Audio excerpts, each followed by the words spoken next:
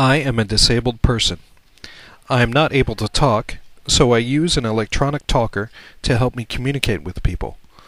I never went to school from the first grade to high school in Vietnam. However, I graduated from high school in America.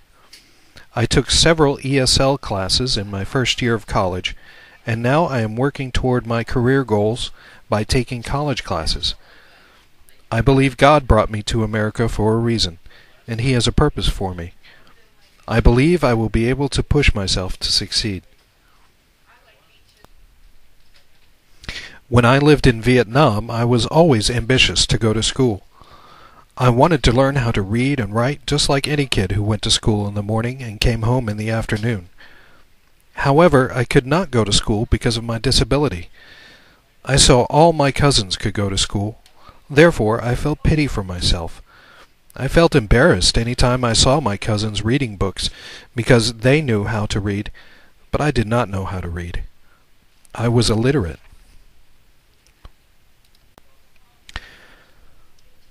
Some of my family members treated me like a piece of trash because they thought I was useless. They thought that I was a retarded child. Any time my cousins and I got together, they acted like I did not exist.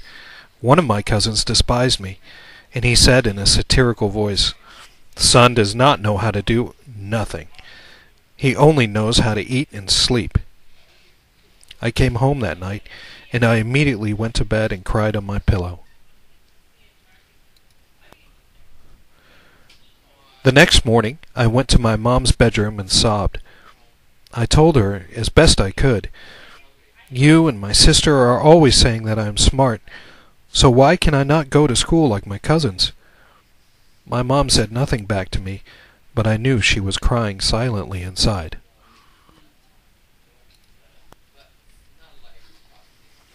A few days later, she said, "Son, I will go to find a school for you today." She went everywhere in Vietnam. She knocked on every school's door, but she could not find the school for me. My mom told the principals, "I have a son who has a disability. He wants to go to school." They all said, "We do not accept students who have disabilities." My mom even tried to hire a teacher to come to my house and teach me, but when the teacher came to see me, she said to my mom, "Sorry, I do not teach people with a disability."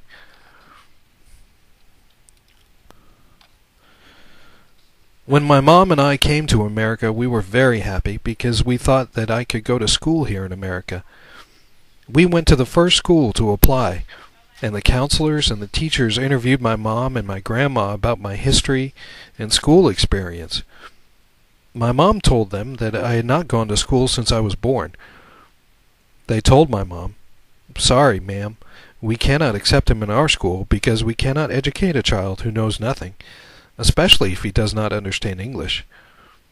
We went home so disappointed. A few weeks after, we tried Cypress Spring High School. After they heard my story, they accepted me in their school. The next day I went to school, and it was also my first day in my life that I could go to school like normal kids who went to school. They put me in a special class, but I did not care because I never thought I could go to regular classes. Every week the counselor put me in a wheelchair, rolled me to her office, and tested my mental skills. I never knew how I did on mental tests because I totally did not understand English, not even a word.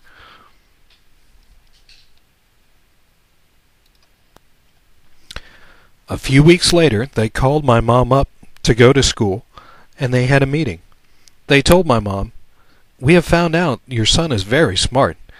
We decided to put him in the regular classes. We know that he should be in first grade, but according to his age we cannot put him there. We will put him in ninth grade." I thought they were crazy. I never knew why they put me in the regular classes when they knew I did not know my ABCs and did not understand English at all. I was totally lost in all my classes. I did not understand the subjects or the homework.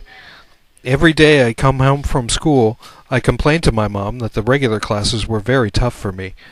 I even told her that I wanted to go back to a special class. I did not have the base foundation of education, so I was struggling in classes every single day. I thought that I could not survive. I was frustrated. Some teachers were frustrated with me, so they did not want to teach me English or other subjects. The students hated me because they thought I was retarded and stupid.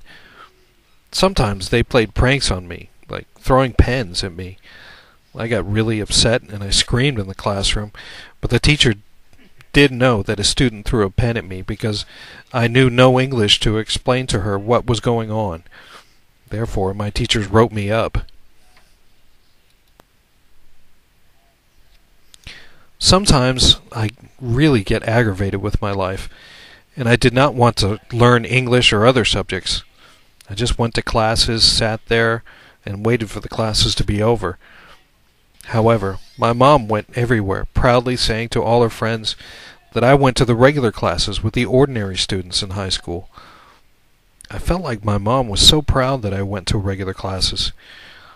From that moment on, I stopped thinking about going back to a special class. I kept working hard in high school. When I entered college, I knew college would be much harder than high school, but I was ready to accept it. I wanted my relatives to know that even though I am disabled, I will not capitulate to my disability, and I wanted my mom to be proud of me. I strongly believe God will help me through college. I truly believe I will succeed if I push myself very hard.